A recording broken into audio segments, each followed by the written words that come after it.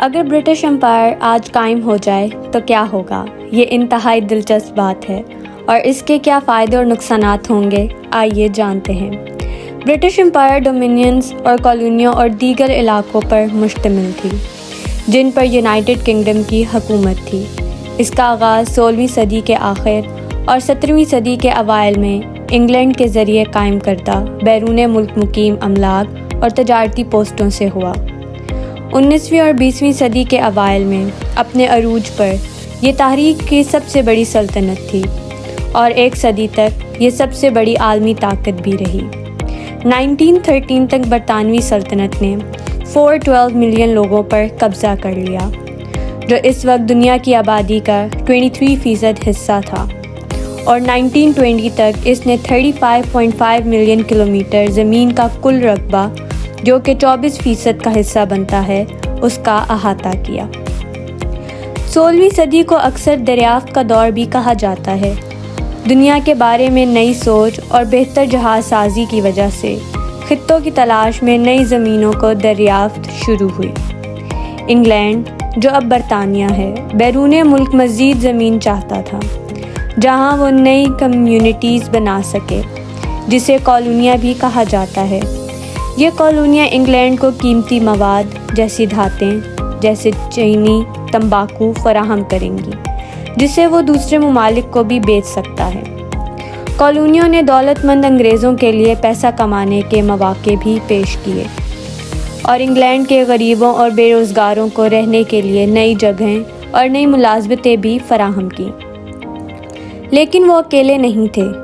دوسرے یورپی ممالک بھی دنیا کو تلاش کر رہے تھے، نئی زمینیں دریافت کر رہے تھے اور سلطنتیں بنا رہے تھے، اور ایک دوڑ جاری تھی جس میں انگلینڈ پیچھے نہیں رہنا چاہتا تھا۔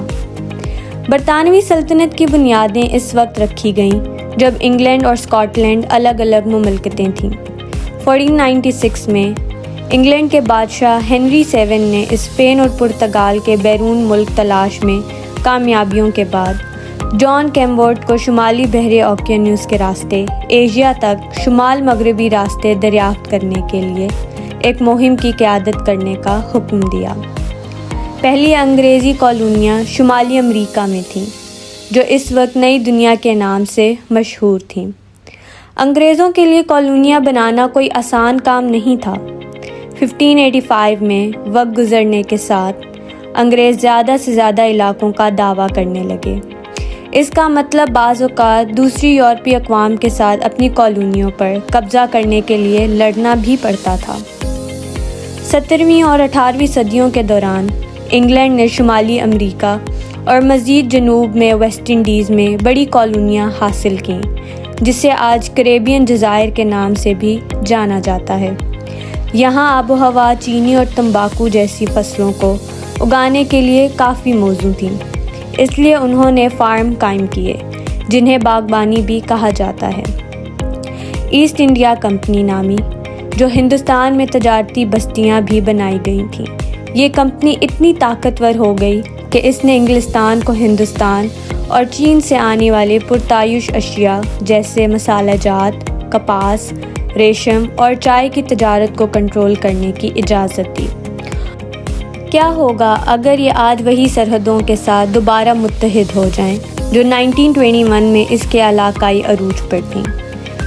اگر آج انگریز دوبارہ متحد ہو گئے تو اس میں 64 مختلف ممالک شامل ہوں گے، اور ملکہ الزبتھ دوم کسی وقت ان ممالک میں سے نصف سے زیادہ کی ملکہ رہ چکی ہوں گی۔ سلطنت موجودہ برطانیہ سے 146 ٹائمز بڑی ہوگی اور 40 گنا زیادہ آبادی پر مشتمل ہوگی۔ سب سے پہلے ہمیں سوچنے کی ضرورت ہے کہ زمین کی مقدار اور کہاں کہاں ان کے پاس یہ زمین ہوگی۔ برطانوی سلطنت کے پاس زمین کے کل رقبے کا 1/4 حصہ، جو چاند کی سطح سے 94% زیادہ ہے۔ سلطنت کی کل آبادی 2.6 بلین لوگوں پر مشتمل ہوگی، جو اسے آبادی کے لحاظ سے اب تک کا سب سے بڑا ملک بنا دے گی۔ زمین ہر ایک براعظم میں پوری دنیا میں بہت زیادہ بکھری ہوئی ہوگی، یہاں تک کہ انٹارکٹیکا بھی، اور 2.6 بلین لوگوں کی بے پناہ آبادی کے ساتھ جس کا مطلب ہے کہ زمین پر موجود ہر شخص کا تقریباً 37% حصہ سلطنت کا شہری ہوگا۔ انگریزوں کے سب سے قیمتی قبضہ شاید ہندوستان ہوگا، کیونکہ یہ پہلے ہی دنیا کا پاور ہاؤس ہے، اور سلطنت کے سب سے بڑے شہر یا تو پاکستان یا ہندوستان میں ہوں گے۔ سر فہرست بڑے شہروں کے نام ہیں: دہلی، ممبئی، قاہرہ، Dhaka, Lagos, Karachi, Kolkata, London, Johannesburg اور لاہور۔ سلطنت کے دارالحکومت کا انتخاب کرنا مشکل ہوگا، تاہم لندن پہلے سے ہی برطانیہ کا دارالحکومت ہے اور 1921 میں سلطنت کا تاریخی دارالحکومت تھا، لہٰذا یہ سب سے واضح انتخاب ہوگا۔ لندن کی آبادی 90 لاکھ افراد پر مشتمل ہوگی اور یہ یورپ کا تیسرا آبادی والا شہر بن جائے گا۔ اگلا ہمیں سلطنت کی جی ڈی پی کو دیکھنے کی ضرورت ہے۔ پوری سلطنت کا جی ڈی پی تقریباً $17.5 ٹریلین ہوگا۔ اگر آپ صرف سلطنت کے تمام ممالک کی تمام جی ڈی پی کو ایک ساتھ شامل کریں، اس سے سلطنت امریکہ کے بالکل پیچھے دوسرے نمبر پر آ جائے گی۔ تاہم فی کس جی ڈی پی بہت کم ہوگا، جو کہ $5,000 پر مشتمل ہوگا، جس کی زیادہ تر وجہ میانمار، مشرقی وسطی اور افریقہ کے دیگر ممالک کے غریب علاقے ہوں گے۔ برطانوی سلطنت کے پاس دنیا کی سب سے بڑی فوج ہوگی، 49,17,000 فعال ڈیوٹی سپاہیوں پر مشتمل۔ سلطنت کا فوجی بجٹ بہت بڑا ہوگا، جو $268 بلین امریکی پر مشتمل ہوگا، اور دنیا کا دوسرا سب سے بڑا بجٹ، لیکن امریکی فوجی بجٹ کے نصف سے بھی کم ہے۔ مجموعی طور پر برطانوی سلطنت ممکنہ طور پر آج دنیا کا دوسرا مضبوط ترین ملک ہوگی۔ اس کے علاوہ انگریزی کو سرکاری زبان کا درجہ دیا جائے گا۔ سلطنت اس حقیقت کے باوجود کہ یہ صرف آبادی کے 5% ملکوں میں بولی جائے گی، تاہم آبادی کا 17% حصہ اسے ثانوی زبان کے طور پر سمجھے گا۔ انگریزی بطور سرکاری زبان پہلے ہی 64 میں سے 49 ملکوں میں بولی جاتی ہے۔ ہندی واحد سب سے بڑی زبان ہوگی، جو آبادی کا 20% حصہ اسے بولیں گے، جبکہ بنگالی اور اردو بھی اہم زبانوں بنیں گی۔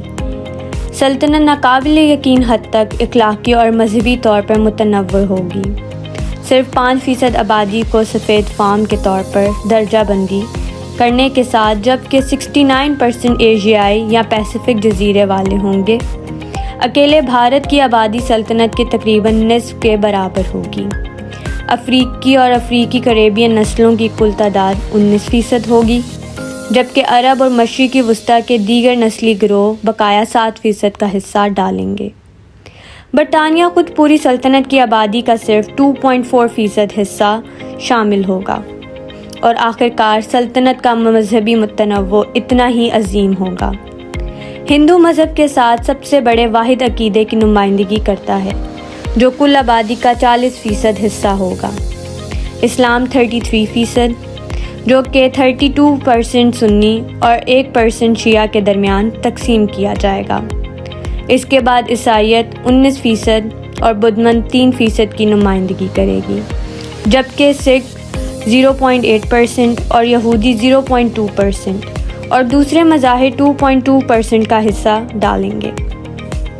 دلچسپ بات یہ ہے کہ اصل 13% امریکی کالونیاں بھی شامل ہوں گی۔ سلطنت میں اس سے اکیلے ہی سلطنت کی جی ڈی پی میں $6 ٹریلین امریکی سے زیادہ کا اضافہ ہوگا۔ کالونیوں کو شامل کرنے سے پہلے پوری سلطنت کا جی ڈی پی کا 47% حصہ کے برابر ہوگا۔ اگر ایسا ہوا تو 13 کالونیاں بلا شبہ برطانوی سلطنت کے سب سے قیمتی قبضہ بن جائیں گی۔ سوال صرف یہ ہے کہ کیا امریکہ ایسا ہونے دے گا؟ اگر آپ کو ویڈیو پسند آئی ہو تو ضرور لائک اور سبسکرائب کریں۔